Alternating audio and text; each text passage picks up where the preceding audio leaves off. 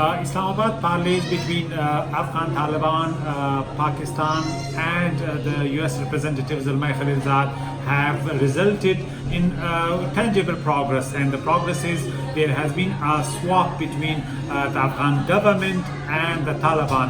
Almost 11 people belonging to Taliban have been released, while the Taliban have released 3 Indian engineers.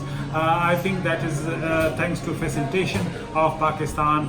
It has been all along providing the push to this dialogue between the US administration and the Taliban.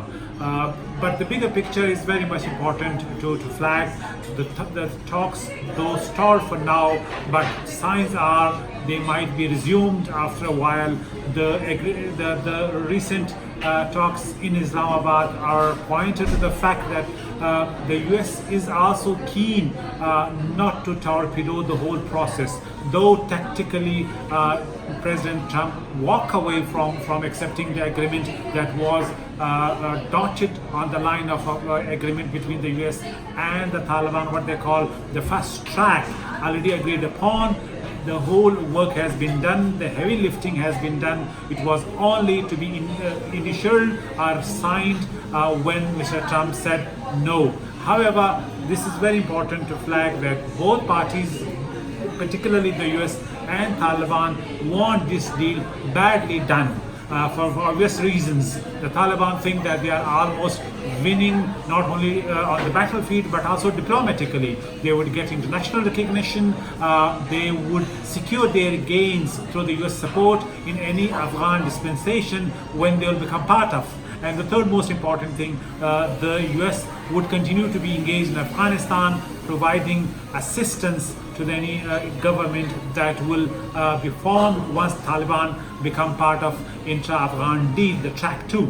On the same time, on the other hand, the US has also limits. They cannot stay in Afghanistan forever. What they call stay the course option do not exist.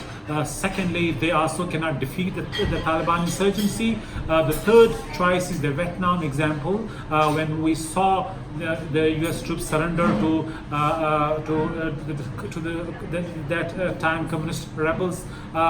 The same situation may repeat in Afghanistan if there is no agreement between the Taliban and the US administration. This is why no matter how unpalatable the deal between the Taliban and the US forces will be, that is the least bad option that they have it. And then the bigger picture again comes in. The hard work will be the intra-Afghan dialogue. What is clear is the Taliban have created a leverage through a battlefield, and the Afghan administration, what you call Kabul government, has simply failed to defeat them. So any input coming in from the Kabul government will unlikely be accepted. We also have seen the presidential elections very much a sideshow.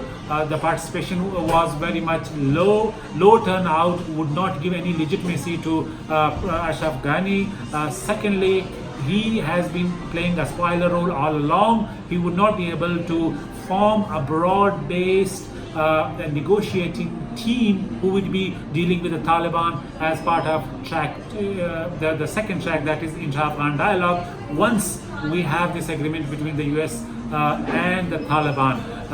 Secondly, the divisions within Afghans who are opposed to Taliban are so great that it is really difficult to have a cohesive team put together, to have a unified stance or a position by the other Afghans put together to negotiate with the Taliban. So that is the difficult part. However, the Taliban have their only leverage. They will not opt for front-loaded ceasefire that the US wants, that Ashraf Ghani wants, because that is their leverage. They do not want to concede.